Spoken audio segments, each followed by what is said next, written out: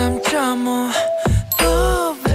FM 돈을 이해하는 시간 정철진의 목돈연구소.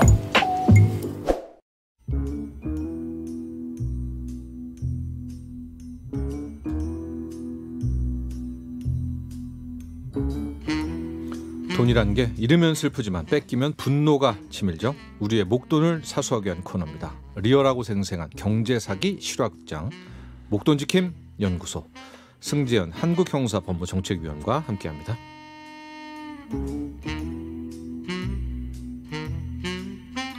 네, 승재현 위원 스튜디오에 나와 계십니다. 안녕하십니까? 네네, 안녕하십니까? 우리가 목돈지킴 연구소에서 전세 사기만 꽤 많이 한 3번 정도, 이번까지 합치면 3번 정도 되는 거죠. 했고요. 결과적으로 지금 전세 사기가 전국적으로 네네.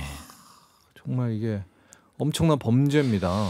이게 뭐 사실 집값 우리 저 목돈연구소에서도 많이 지금 논의하고 있지만 집값이 조금 내려가면 내려갈수록 이런 어떤 깡통 전세라고 하죠. 이런 것들이 많이 생길 수 있을 것 같아서 저번 추석 때 잠시 이제 고향에 갔다 왔는데 고향에서도 집값들이 많이 내려가고 특히 빌라에 계시는 분들이 이런 어떤 아픔을 많이 겪으시는 걸 옆에서 많이 지켜봤습니다.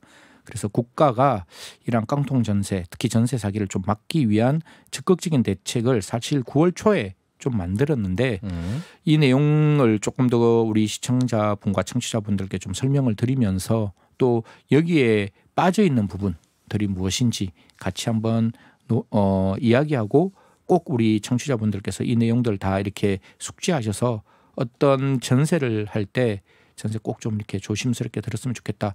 깨알 같은 제 개인적인 정보 하나 말씀드리면 저도 이번에 전세 갱신을 했는데 사실 이게 엄청나게 어렵더라고요. 이게 전세 갱신이요? 예, 전세를 다시 이렇게 했습니다. 제 전세 살. 예.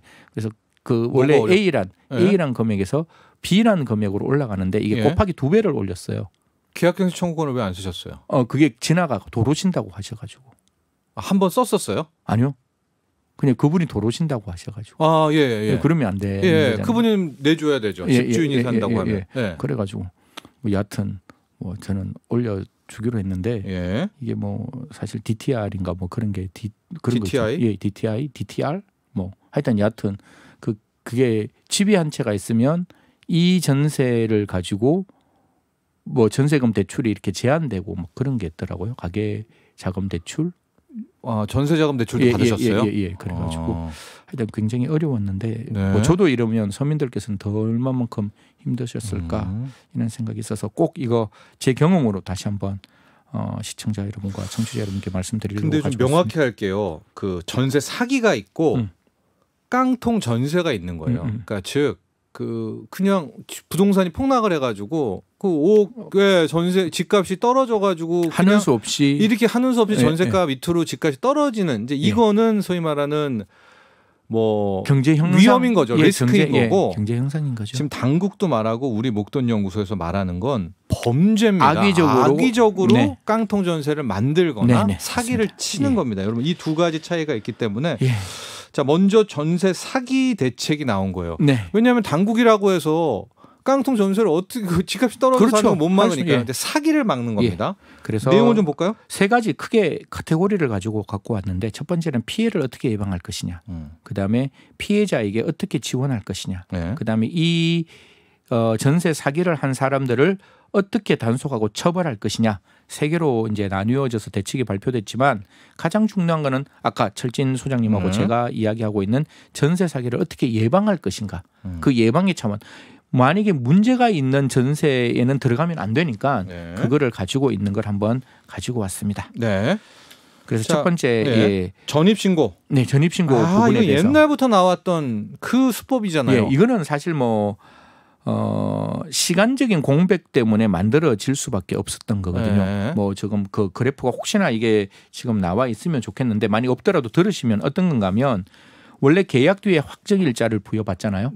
확정일자를 부여받고 그 다음 날 이사하는 날 세입자가 전입신고를 하잖아요. 계약서 쓰고 이제 가죠. 가서 전입신고를 하는데 전입신고 효과가 언제 발생한 줄 아세요? 신고 다음 날 발생하는 거예요. 그러니까 전입신고를 제가 맨날 오후 4시에 하라는 이유가 은행 문 닫고 하라는 이유가 그런 건데 만약 전입신고를 10시 정도 했어요. 오전에. 그러면 이 악의적인 이건 사기예요. 악의적인 어떤 집주인이 그 오후 2시나 3시에 은행에 가는 거예요. 네. 은행에 가서 이 집을 미친 듯한 담보를 잡는 거예요. 네. 담보를 잡으면 그 다음날 전입신고의 효과가 나오기 때문에 확정일자와 전입신고가 있어야 우선 변제권이 인정되는 거거든요. 그러면은 4시에 가도 안 되는 거죠. 왜냐하면 그 다음날 전입 확정일자를 그러니까 미리 받아버리는데. 은행에서 더 이상 대출이 안 나오니까. 그게 무슨 말인가 하면 네. 은행이 문 닫는 게 3시 반이니까 네. 이게 지금 집주인이 악의적으로 가려면 은행에 3시 반 전에 가가지고 뭔가 대출을 땡겨내야 되잖아요. 그런데 네. 4시에 전입신고를 하면 은행이 이미 문 닫았기 때문에 은행으로부터 저당권 설정하기는 어렵거든요. 집주인이. 무슨 말인가 하면 오전 10시에 만약에 계약을 했죠. 예, 네, 오전 10시에 네. 가서 뭐 전입신고를 하면 10시 전입신고를 했으니까 예. 효과가 다음 날 발생을 하는 거니까 전입신고를 그럼 그 다음 날 하면 그 다음 날 발생하잖아요. 또 다음 날 발생하는 거죠. 근데 은행에 만약에 전입신고를 하고 그 악의적으로 대출 받은 사람이 그날 실행해 버리면요. 그러니까 그게 은행이 원천적으로 못 먹는 거 아니에요? 은행이 문 닫기 최대한 늦게 하면 그래도 은행에서 대출 받는 시간보다 늦을 거 아니에요. 만약에 4시까지는 확인할 수 있잖아요. 제가 만약에 전입신고하기 전에 예. 마지막에 이 집의 등기부 등본을 떼보면 등기부 등본이 안 나오죠. 실행을 먼저 해버리는데. 그러니까 이거는 악의적인 거를 못 막아요. 아 그래요? 네. 이 부분은 전혀 나올 수가 없는 부분인가요? 그렇습니다. 네. 그렇기 때문에 이거는 정말 뭐 계약서에다 명시하든가 뭐 대출하지 않았음이라든가 이런 거를 이제 늘 쓰게 되죠. 그렇구나. 그러면 여기서 일단 지금 우리가 갖고 있는 거는 여하튼 이 전입신고가 다음 날 효과가 발생하는 걸 악용하는 사람. 그렇죠. 그 전입신고를 한 그날 은행에 가서 대출을 받아버리면 이 담보대출 등기가 우선 변제권이 생기는 거예요. 그렇습니다. 그러니까 뒤에 전입날짜 다음 효과가 발생하니까 네, 우리가 늘 불리하죠. 예, 그러니까 네. 언제나 뭐 우리가 임대차 주택임대차 보호법에 따르면 확정일자와 전입 신고가 되면 그날로부터 저당권과 유사한 효과가 발생한다고 하지만 네. 아까 말씀드렸다시피 하루 차이 갭이 있기 때문에 이 갭을 악용하는 사람들이 있어서 사실상 이 부분에 대해서 이제 보완 대책을 만들었다는 거예요. 그래서 네. 아까 우리 철진 소장님이 말씀 정말 잘 주셨다시피 표준계약서에 세입자가 우선 변제권 취득하기 전 집주인은 매매 대출 등을 할 수 없다라고 명시하는 것뿐만 아니라 저도 이게 프린트아웃 돼야 된다고 봐요. 그렇죠. 네, 그렇죠. 아는 분만 넣어주세요라고 하지 말하지 않으면. 그다음에 은행이 확정일자 부여 여부를 확인할 수 있도록 임대차 신고 시스템에 접속 권한을 줘야 되는 거. 그러니까 내가 예를 들어 10시에 전입 신고를 하면 은행에서 이게 저당권이 지금 이게 잡으려면 이게 전입 신고되는 물건인지 즉 임대차가 설정된 물건인지 설정되지 않는 물건인지를 확인해야 되잖아요. 그럼 은행 입장에서는 전입 신고되는 지금 물건이네.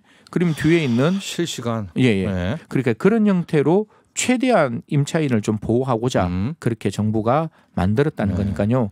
이게 이제 첫 번째가 앞서 말한 것처럼 미리 대출 받아놓고 계약자는 사인 거고, 그렇죠. 두 번째가 아마 이제 앞서 말한 것처럼 우리 승재원 의원이 그 확정일자를 늦게 받아라라는 것이 이제 그거는 아예 그 다음 날 하는 거를 악용해 가지고 계약 후에 가는 대출자 둘 다 커버할 수 있는 보완책이네요. 그렇죠. 그렇게 지금 이제 정부에서 지금 만들어 놓았기 때문에 이 부분 은행의 입장에서도 적극적으로 확인해야 돼요. 이게 왜냐하면 임차인을 보호하려면 은행에서도 대출할 때 반드시 조회 의무가 있고 또 뿐만 아니라 우리 임차인을 보호하기 위해서 아까 우리 철진 소장님 말씀했다시피 이게 표준계약서의 강행 규정으로 들어가서 이걸 위반했을 때는 좀 죄송스러운 말씀이지만 임대인께서 페널티를 받을 수 있는 어떤 조치가 좀 마련돼야 되지 않을까. 뒤에 제가 말씀드리지만 이게 표준계약서에 프린팅 완전히 이렇게 명시적으로 프린팅되지 않거나 여기에 대한 페널티가 없으면 사실 임의 규정이 지나지 않기 때문에 또 이게 공백이 좀 발생할 수 있거든요. 또 아는 분만 알게 되는 거죠. 그렇죠. 그다음에 이제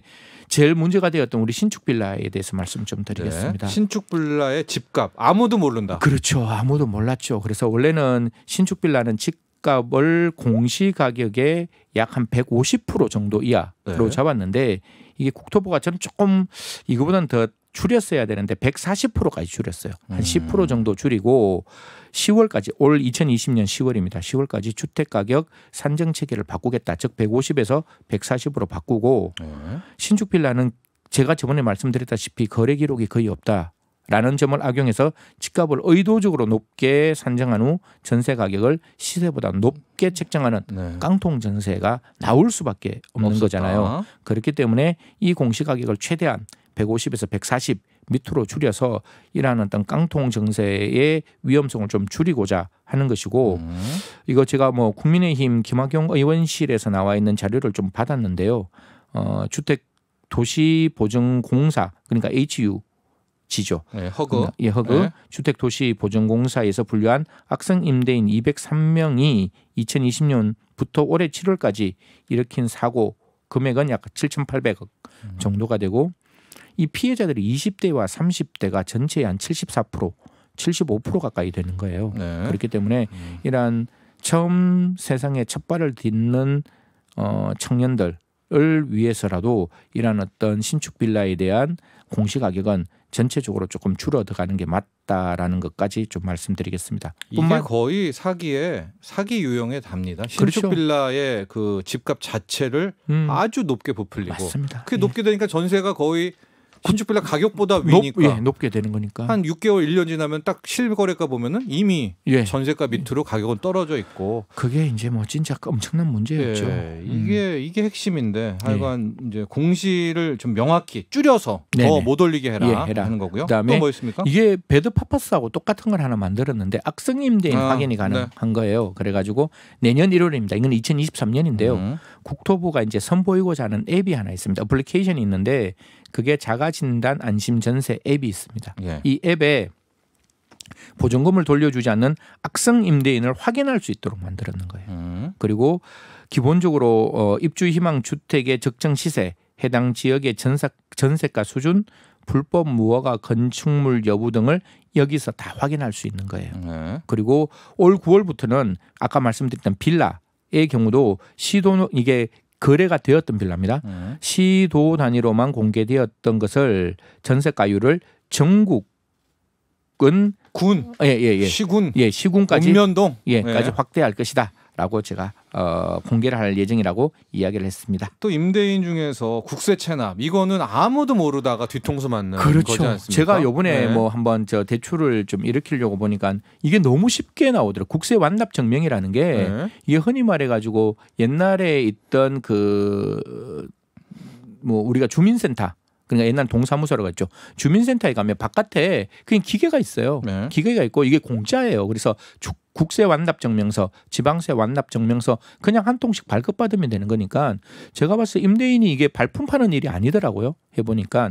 그래서 주택임대차 보호법에 이건 명시적으로 가려고 하는 거예요. 집주인이 전세 계약 전에 세입자에게 세금 세납 사실이나 선순위 보증금 규모 등의 정보를 제공하여야 한다라고 주택임대차 보호법에 개정하는 방안을 만들어내겠다라는 겁니다. 왜냐하면 국가 세금은 모든 거에 있어서 1순위잖아요. 그러니까요. 그러니까 이 집주인이 국세를 체납하고 있으면 나중에 사건 터졌을 때는 국가가 가장 먼저 가져가죠. 내 전세금보다 더. 예, 제가 좀 부끄러운 이야기 한 가지 해도 되겠습니까? 네, 하십시오. 이거 참 정말 부끄러운데 주민세라는 게 있더라고요. 지방세에. 주민세가 10,000원 전후 하더라고요. 제가 깜빡 까먹고 8월 말인데 9월에 안 냈어요. 그러니까 330원 연체료가 붙던데 제가 그래서 지방세 완납 증명서를 떼려니까 그 330원 연체했다고 안 떼주는 거예요.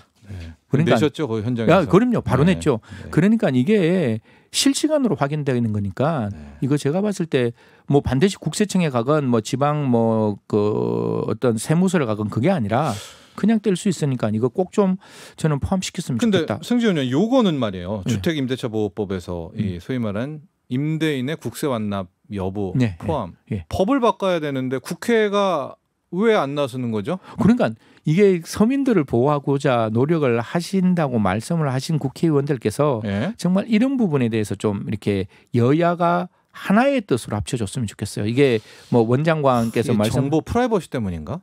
그러니까요. 아니 이거는 프라이버시 문제도 아니죠. 아니 국세를 내는 거는 국민의 의무예요. 그렇죠. 지방세를 내는 것도 국민의 의무고 그걸 안 내면 국민의 의무를 안 하는 거잖아요. 그렇기 때문에 우리가 담보대출 받을 때 국세완납증명서는 은행에서 다 받아요. 그렇습니다. 그렇기 때문에 만약에 임차인은 잘 보세요. 내가 3억이라는 돈을 주면 그 돈은 내 돈이고 보증금 반환 채권이 있는 사람이 임차인이란 말이에요. 채권자 입장에서 채무자가 나중에 그 돈을 못 돌려줄 수 있는 위험이 있으면 안 되니까 국세완납증명서 하나 부탁드린다는 게 제가 봤을 때 개인의 프라이버시 문제는 아닌 듯 하게 생각들기 때문에 이 부분에 대해서는 좀 적극적으로 국회에 한번 지켜보도록 하겠습니다. 그리고 전세 사기 아까 피해자 구제 방안 말씀드렸는데 피해가 발생하면 가구당 한 1억 6천까지 연 1%대의 금리로 최대 10년까지 보증금을 지원하겠다라고 이야기를 했습니다. 일단은 살 집이 없어지는 들어가야 되는 거니까. 그래서 또한 어떤 그 HUG 아까 제가 말씀했던 거기에서 주택관리공사에서 하고 있는 관리 중인 주택을 시세의 30% 이하로 임시거처를 또 제공하겠다라고 이야기를 하는 거니까요. 한번 좀 이런 대책이 저는 소리 없는 아우성이면 아니라고 봐요. 그렇기 때문에 이 대책이 나왔으면 그 대책이 실효적이고 효과적으로 임차인에게 적용될 수 있도록 국가가 뒤에서 꼼꼼하게 이 정책이 실현되고 있는지를 파악해야 된다라고 저는 꼭 좀 말씀을 드리겠습니다. 저는 딱 이 신축 빌라 있잖아요. 신축 빌라 이 집값만 정부에서 어떤 고용한 그 감정사들이 따다닥 해가지고 그냥 세 분이서 딱 해서 나오면은 이거랑 그 소위 말하는 집주인의 뭐 악성 그 국세 완납 뭐죠? 이 정보 제공 범위 두 개만 하면은 이게 그래도 많은 부분을 줄일 수 있을 것 같은데. 이게 왜냐하면 사회초년 이게 뭐 초년생분들이 이게 못한다 아니면 뭐 이게 경험이 없다 이런 뜻이 아니라 국가가 이거를 제공해주면 저는 좋겠다는 거예요. 맞습니다. 이게 이분들이 처음 시작하기 때문에 그런 의미가 전혀 아니라 이거는 초년병도 아니라요. 저희도 모르죠. 당연하죠. 신축 빌라 가격을 어떻게 합니까? 그럼요. 그렇기 때문에 이런 부분에 대해서는 국가가 제공해 줘야 될 의무인 것이고 제가 대학교 때 그 사회계약론을 읽으면서 우리는 선한 사람이고 국가는 우리 선한 사회를 위해서 선한 사람을 위해서 조금 더 편한 어떤 그 상태를 만들어주기 위해서 국가가 우리가 위임을 했다면 위임받은 국가는 당연히 이 부분에 대해서 국민을 위해서 조금 적극적으로 들여보는 게 필요하지 않을까 생각합니다. 알겠습니다. 그리고 좀 보완책으로는 이제 나중에 바꿔치기를 하는 그때도 이 효력이 유지되게 뭐 그런 것들도 이번에 또 한 가지 또 넣어야 될 것 같아요. 저는 중간에 임대인이 바뀌는 것도 좀 이렇게 임차인에게 적극적으로 알려가지고 그런 거 있잖아요. 정말 의무화 그것도 의무화 통지 의무화 통지하고 만약에 아니면 나 여기서 집 뺄래 이런 것도 좀 같이 좀 나왔으면 이게 일단 의무화까지 그렇게까지 좀 했으면 아니 제가 임차인이 돼 보니까 알겠습니다. 이게 참 마음이 아프더라고요. 네, 지금까지 목돈지킴연구소 승재원 위원과 함께했습니다. 감사합니다. 네, 감사합니다. 본 방송은 투자 판단을 위한 조언일 뿐 투자 결정과 결과에 대한 책임은 투자자 개인에게 있음을 알려드립니다.